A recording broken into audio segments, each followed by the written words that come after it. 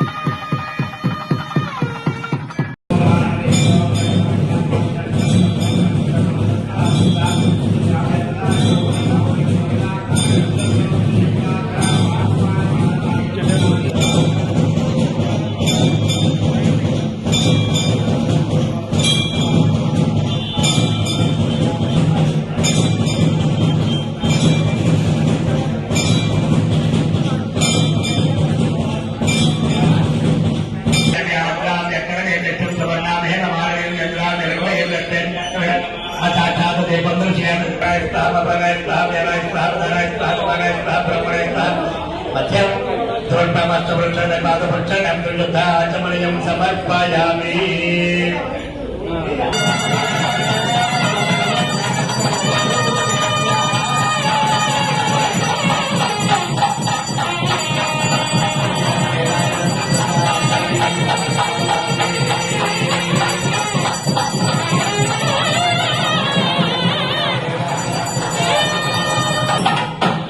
అనంతకర్పూర నీరాజనం దర్శనం నీరాజనం తిరుగుతాయ ప్రపంచాతమే దశాచరణ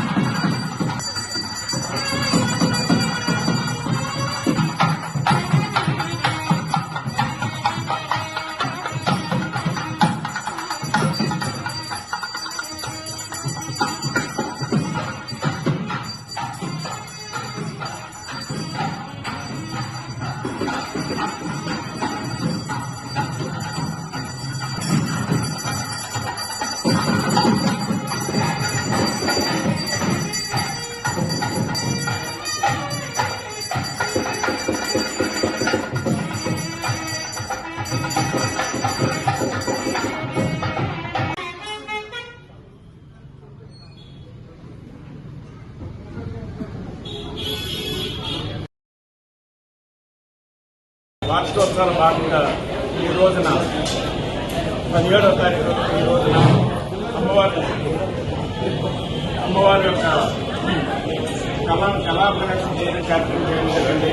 ముందుగా మహాగణపతి పూజ, అలాగే బ్రహ్మ మండపం, నవగ్రహ మండపం, శక్తి మండపం అమ్మవారి యొక్క కళలన్నీ కూడా నానాజలంలో చేసి, అలాగే అమ్మవారికి 45 కళలు 12 భాగాలు అమ్మవారికి హోమ రూపంలో శ్రీసూత్రదానంగా చేసి ఈ బింబాన్ని తీసుకెళ్లి అమ్మవారి వెనకాల ముఖమండపంలో పెట్టడం జరిగింది. అలాగే అమ్మవారి ఉచ్చపుత్రులు కూడా వెనకాల పెట్టడం జరిగింది. ప్రతిరోజు కూడా అమ్మవారికి జరిగే కైంకర్యాలన్నీ కూడా అమ్మవారికి వెనక భాగాల్లో జరుగుతూ ఉంటాయి. కాబట్టి ఈ విషయాన్ని భక్తులందరూ గమనించండి. ఆలయం మూసివేయడం ఆలయం మూసివేయడం జరగలేదు. ఈ యొక్క కళని కూడా మేము బింబంలో తీసి వెనకాల ఉత్సవం జరిపి ప్రతిరోజు కూడా ఎలా ప్రాతకాలార్చన మంగళార్చన సేవ, అలాగే 9 గంటల సహస్రనామ కుంభం పూజ, అలాగే 12 గంటలకి మహానివేదన, అలాగే సాయంత్రం 6 గంటలకి పంచాయతులు, అలాగే 7 గంటలకి సహస్రనామ కుంభం పూజ ఇత్యాది కార్యక్రమం ప్రతిరోజు జరుగుతూనే ఉంటాయి. కాబట్టి ఈ విషయం భక్తులందరూ గమనించవలసిన కోరుతున్నాం. అలాగే 29వ తారీఖున ఈ నెల 29వ తారీఖు మళ్ళీ తిరిగి అమ్మవారి ఆలయ పునఃప్రతిష్ఠ జరుగుతుంది. 11:30 నుంచి అమ్మవారి యొక్క మూల విరాట్ దర్శనం మీ అందరూ పర్యటన జరుగుతుంది. కాబట్టి ఈ విషయాన్ని కూడా భక్తులందరూ గమనించి అమ్మవారి యొక్క దర్శనం చేసుకుని అమ్మవారి యొక్క కృపకి పాత్రలు కొడుతున్నాం. జై మావులమ్మ, జై జై మావులమ్మ. జై శ్రీ మావులమ్మ, జై శ్రీ మావులమ్మ. పశ్చిమ గోదావరి జిల్లా భీమవరం పట్టణ పురాణేశ్వరి విశాలనేత్రి ప్రముఖ క్షేత్రం ఈ మావులమ్మ అత్యంత అద్వితీయ అమ్మవారు. ఈ ఉత్సవాల్లో సంక్రాంతి ఉత్సవాలు మహోత్సవం ఇవి.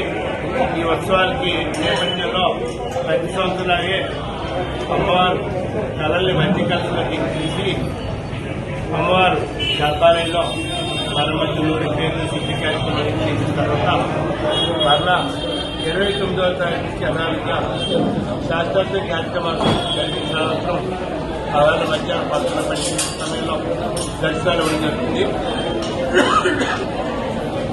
ఇది తెలుసుకొని సహకరించి అందరూ అమ్మవారి దగ్గర ఆశీస్సులతో బంధించి జై శ్రీ మావులమ్మ, జై శ్రీ మావులమ్మ.